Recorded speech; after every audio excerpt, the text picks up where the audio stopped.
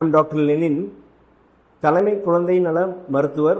எனக்கு ஒரு பேஷண்ட்ஸ் வந்தாங்க, ஒரு ஸ்கூல் டீச்சர். அவங்க பொதுவாக கேட்ட விஷயம், சார் இப்போ ஸ்கூலில் ஆரம்பித்து இந்த சீசனில் நிறைய குழந்தைகளுக்கு சளி காய்ச்சல்னால ஆப்சண்ட் ஆகிக்கிட்டே இருக்கிறாங்க, என்ன காரணமாக இருக்கும்?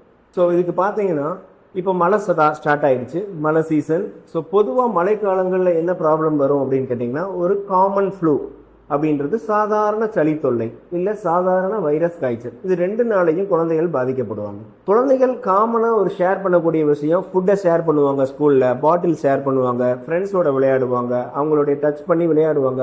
அதை நம்ம தவிர்க்க முடியாது. ஸோ இதனால் கிராஸ் இன்ஃபெக்ஷன்றது ரொம்ப காமன். ஒரு சாதாரண சளி வைரஸ்னால வரக்கூடிய சளி தொல்லைகளையும் சாதாரண வைரஸ் காய்ச்சல்லையும்.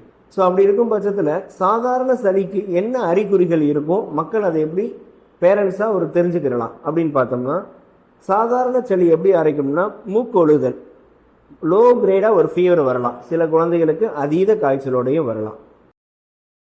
இதை எப்படி அவாய்ட் பண்ணுறது, குழந்தைகளுக்கு நம்ம என்ன சொல்லிக் கொடுக்கலாம் அப்படின்னு கேட்டால், பேசிக்காக நம்ம இந்த சீசன் வர டயத்தில் ஃபுட் ஷேர் பண்ணுறது, ஸ்கூல்லையோ அல்லது பாட்டில்ஸ் ஷேர் பண்ணுறது, ரொம்ப க்ளோஸ் கான்டாக்ட்ஸை அவாய்ட் பண்ணுறதுக்கு அவங்களுக்கு அறிவுறுத்தணும். ரெண்டாவது, ஒரு கர்ச்சீஃப், ஒரு குழந்தை சளித்தொலைனால் பாதிக்கப்பட்டதுன்னா அவங்களுக்கு எப்படி இருமுறது, மற்றவங்களுக்கு பரவாமல் காஃப் எத்திக்வேட்டை நம்ம சொல்லிக் கொடுக்கணும். ஃப்ரீக்வெண்ட் ஹேண்ட் வாஷ், ஒரு குழந்தைகள் ஃப்ரெண்ட்ஸோடு விளையாடுறதை தவிர்க்க முடியாத பட்சத்தில் குழந்தைகளை ஃப்ரீக்வெண்ட்டாக ஹேண்ட் வாஷ் பண்ண சொல்லணும்.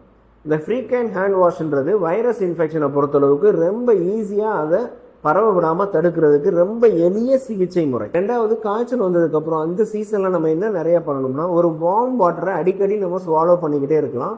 இது உங்களுடைய மூக்கில் இருக்க சளி இதை கிளியர் பண்ணுறதுக்கு யூஸ்ஃபுல்லாக இருக்கும். அந்த வார்ம் வாட்டர் சூப்பாக இருக்கலாம், இல்லை ஒரு மிளகு பாலாக இருக்கலாம், இல்லை கொதிக்க வச்சு ஆற வச்ச தண்ணியே நம்ம ஃப்ரீக்வெண்ட்டாக ஸ்வாலோ பண்ணிக்கிட்டே இருக்கலாம். என் குழந்தை சில காரணங்கள்னால அடிக்கடி சளி ஏற்பட்டுக்கிட்டே இருக்குது. ஹை ரிஸ்க் குழந்தைகள், யாரெல்லாம் ஹை ரிஸ்க் குழந்தைகள், ஒரு வெயிட் குறைவாக ப்ரீடம் சைல்டாக இருந்து வந்த குழந்தைகளாக இருக்கலாம், இல்லை மாதத்துக்கு ஒரு தடவையாவது என் குழந்தைக்கு சளி பிடிச்சி நெபுலைசேஷன் தேவைப்படுது, இல்லை என் குழந்தைக்கு வேறு தொந்தரவுகள் இருக்கக்கூடிய மற்ற மருத்துவ குறைபாடு இருக்க தொந்தரவுகளுக்கு prevention is better than cure. So அதனால அவங்களுக்கு இன்ஃப்ளூயன்ஸா வேக்சின் நம்ம கொடுத்து இந்த சீசனுக்கு முன்னாடியே கொடுத்துருக்கணும். நம்ம அடுத்த சீசனுக்கு கூட நம்ம யூஸ் பண்ணிக்கலாம். ஸோ அது சீசனல் ஃப்ளூக்கு நம்ம வேக்சின்ஸ் இருக்குது, அந்த வேக்சின் மூலமாகவும் தடுக்கலாம். எப்போ நம்ம மருத்துவரை பார்க்கணும், ஒரு சாதாரண காய்ச்சல் வந்தாலும் காய்ச்சல் மருந்து கொடுத்து சரியானாலும் 5 நாட்களுக்கு மேலே காய்ச்சல் இருக்குது, இல்லை இன்டர்ஃபெப்ரல் பீரியட்னு சொல்லக்கூடிய 2 காய்ச்சலுக்கு நடுவில் இருக்க பீரியடில் என் குழந்தை நார்மலாக இல்லை, சோர்வாக இருக்கிறான், சாப்பாடு சரியாக எடுக்க மாட்டேங்கிறான், யூரின் சரியாக போக மாட்டேங்குது, இந்த மாதிரியான டேஞ்சர் சைன்ஸ் இருந்ததுன்னா கண்டிப்பாக 5 நாட்களுக்கு உள்ளேயே நம்மளால் மருத்துவரை பார்க்க வேண்டியது ரொம்ப முக்கியம். அவங்க சாதாரண காய்ச்சல் அறிகுறிகளோடு சேர்த்து வேறு ஏதாவது சீரியஸ் பிரச்சனை இருக்கான்னு எக்ஸாமின் பண்ணி பார்த்துட்டு தேவையான டெஸ்ட்டுகளை எடுத்துட்டு அதற்குரிய மருந்துகளை கொடுத்தால் மட்டுமே அது சரியாகும். சாதாரண சளியா இல்லை நிமோனியா சளியான்னு எனக்கு தெரியல, அதை எப்படி கண்டுபிடிக்கிறது?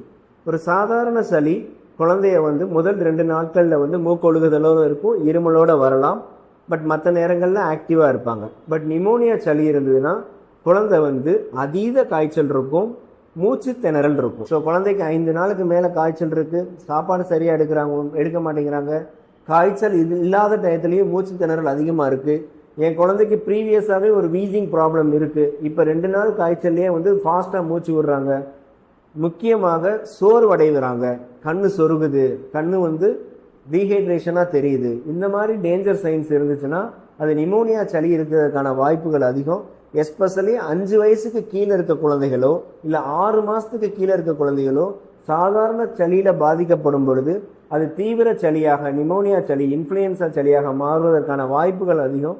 ஸோ அந்த மாதிரி இருக்க டயத்தில் பேரண்ட்ஸ் கொஞ்சம் எக்ஸ்ட்ரா ப்ரிகாஷன்ஸ் எடுத்துகிட்டு சாதாரண சளின்னு விட்டுறாமல் ஒரு மருத்துவரை அணுகி அவங்களுக்குரிய ட்ரீட்மெண்ட்டை பார்க்குறது ரொம்ப நல்லது.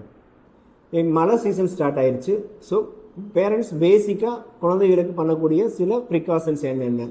ஓகே, வீட்டில் நீங்கள் ஒரு ஃப்ளவர் பாட்ஸாக இருக்கலாம், இல்லை வீட்டை சுற்றி ஒரு யூஸ் இல்லாத ஒரு கண்டெய்னர்ஸாக இருக்கலாம், அந்த மாதிரி இருக்கிற வாட்டர் ஸ்டாக்னன்ட் ஏரியாவை க்ளீன் பண்ணணும். இல்லைன்னா அதில் அதுக்குரிய ஆயில்ஸை அப்ளை பண்ணி மஸ்கிட்டோ ப்ரீட் பண்ணாமல் பண்ணிங்கன்னா வைரஸ் காய்ச்சலை நல்லா தடுக்க முடியும். காலங்களில் ஏற்படக்கூடிய சாதாரண சளி, நிமோனியா சளி, வைரஸ் காய்ச்சல், டெங்கு காய்ச்சல், இதற்கான சந்தேகங்கள் இருந்தால் குழந்தைகள் நல மருத்துவரை அணுக கீழ்கண்ட நம்பரில் தொடர்பு கொள்ளலாம்.